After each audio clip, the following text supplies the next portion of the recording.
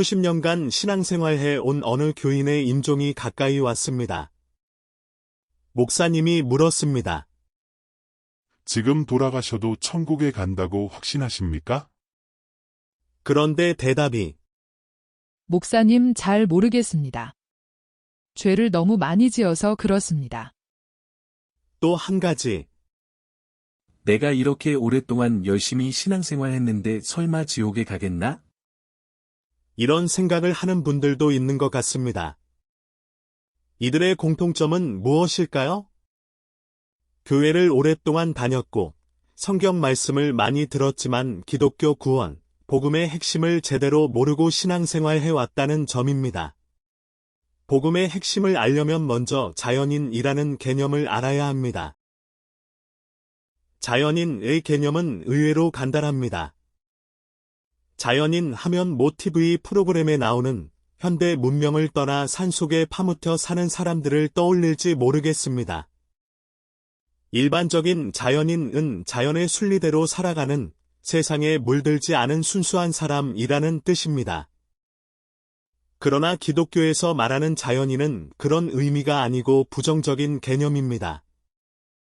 그 의미를 간단하게 표현하면 죄로 인해 부패하고 변질된 상태 그대로 하나님이 내버려 두신 인간입니다.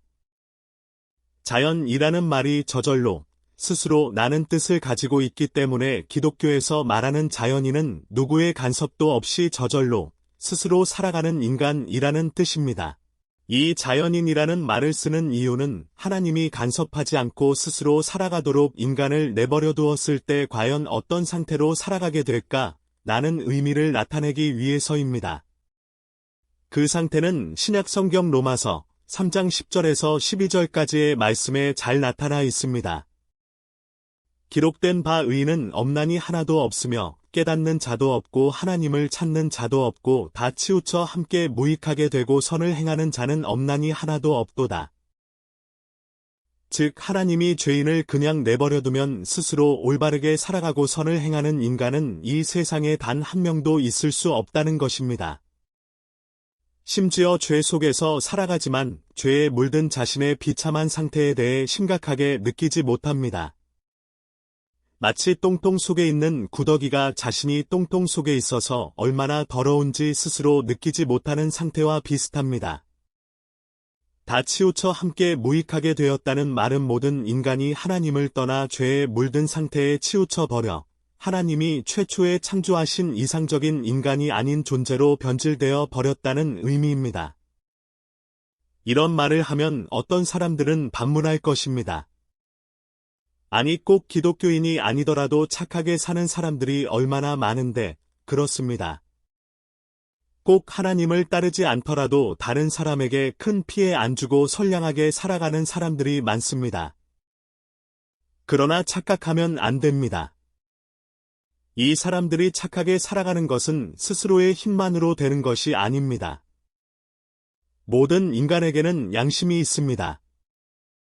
즉 나쁜 마음을 먹거나 죄를 지으려고 하면 양심의 가책을 느낍니다.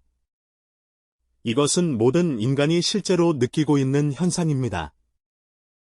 예를 들어 돈이나 물건을 훔치려고 할 때 그래서는 안 돼. 도둑질은 나쁜 짓이야. 나는 양심의 소리가 들려옵니다. 그 양심의 소리는 어디서 들려왔을까요? 바로 하나님이 우리 마음에 들려주신 것입니다. 하나님은 신앙인이 아닌 사람들의 양심도 붙들어 주고 계십니다. 만약 그렇게 하지 않으신다면 이 세상은 즉시 생지옥으로 변할 것입니다. 그런 점에서 많은 사람들이 착각하고 있습니다. 하나님이 붙들어 주셔서 그나마 어느 정도 선을 행하고 양심적으로 사는 것인데 마치 자신이 대단한 도덕성을 가진 착한 사람으로 착각합니다. 그래서 우리는 지옥의 심판을 받을 수밖에 없는 죄인입니다. 예수님을 믿으셔야 죄를 용서받고 구원을 받을 수 있습니다. 라고 전도해도 내가 왜 지옥에 가야 해? 내가 살인을 했어. 사기를 쳤어. 라고 받아들이지 않습니다. 문제는 불신자들이야 그렇다 하더라도 교회에 다니는 신앙인들도 이런 착각에 빠질 수가 있습니다. 물론 이론적으로는 잘합니다. 인간은 하나님의 심판을 면할 수 없는 죄인이다. 라는 말을 교회에서 수천 번, 수만 번 듣습니다. 당연히 그 말을 받아들입니다. 그러나 문제는 이론적으로는 잘 알지만 진실로 자기 자신의 죄악성을 심각하게 느끼지 못한다는 점입니다. 죄에 물들어 자신의 힘으로는 어떻게 해봐도 도무지 가망성이 없는 그런 비참한 자신의 모습 때문으로 인한 절망이 있어야 합니다. 그럴 때 사람은 예수님께 나아와서 예수님을 진정으로 의지하는 믿음을 갖게 됩니다. 예수님이 나를 건져주시지 않으면 안 된다는 절박한 믿음입니다. 오늘 영상을 통해서 복음의 핵심에 한 걸음 다가설 수 있기를 바랍니다. 어떤 분들은 이 영상을 통해서 또 다른 의문이 생길 수도 있습니다. 기독교 구원의 진리는 쉬우면서도 어렵습니다. 그러한 의문들은 앞으로 강의를 진행하면서 충분히 다루도록 하겠습니다. 오늘 강의 일부는 여기까지 하고 다음 영상에서 계속하도록 하겠습니다. 들어주셔서 감사합니다.